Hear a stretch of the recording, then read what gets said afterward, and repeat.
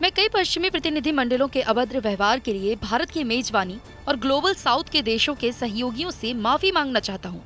पश्चिमी प्रतिनिधि मंडलों ने G20 एजेंडे पर काम को एक तमाशा बनाकर रख दिया है। रूसी विदेश मंत्री सर्गेई लावरोव ने ये बात गुरुवार को G20 की बैठक में पश्चिमी देशों के अभद्र व्यवहार पर भारत से माफी मांगते हुए कही। उन्होंने G20 के विदेश मंत्रियों की बैठक में अपने भाषण के दौरान कहा कि पश्चिमी देशों ने G20 के मुख्य एजेंडे को तमाशा बनाकर रख दिया है। अमेरिका के नेतृत्व वाले पश्चिमी देशों के कारण G20 की बैठकों में यूक्रेन का मुद्दा हावी हो गया है। ऐसे में G20 में भारत की ओर से उठाए गए विकास के मुद्दे कहीं पीछे छूट गए हैं।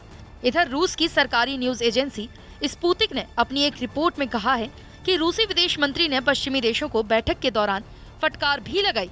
उन्होंने कहा कि पश्चिमी देशों ने अपनी आर्थिक असफलता को रूस के माथे पर मरने का काम किया है।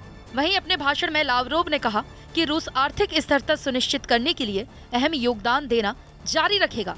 उन्होंने कहा, हम G20 में एक निष्पक्ष बातचीत के लिए तैयार हैं।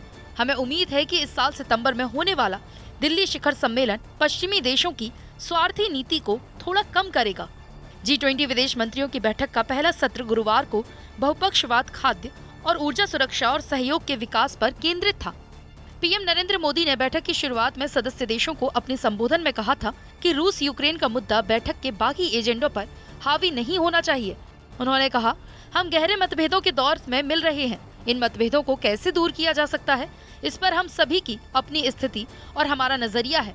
हालांकि दुनिया की अग्रणी अर्थव्यवस्थाओं के रूप में हमारी जिम्मेदारी उन देशों के प्रति भी बनती है जो G20 के सदस्य नहीं है।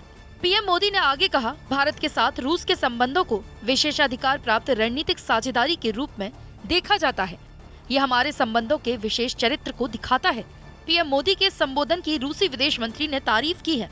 उन्होंने कहा, G20 बैठक को संबोधित करते हुए प्रधानमंत्री नरेंद्र मोदी ने एक संतुलित और जिम्मेदार स्थिति प्रेजेंट की है। पश्चिम भू राजनीतिक तस्वीर को विभाजित करने की कोशिश कर रहा है, लेकिन पीएम मोदी ने सभी मुद्दों पर समान रूप से बात की है। भारत ने पूरी कोशिश की कि G20 की बैठकों में विकास के मुद्दे पर बात हो।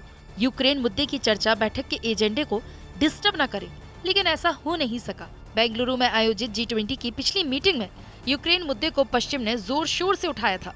रूस चीन ने बैठक के ज्वाइंट स्टेटमेंट के उस हिस्से पर आपत्ति जताई जिससे रूस के यूक्रेन पर हमले की कड़े शब्दों में आलोचना की गई थी।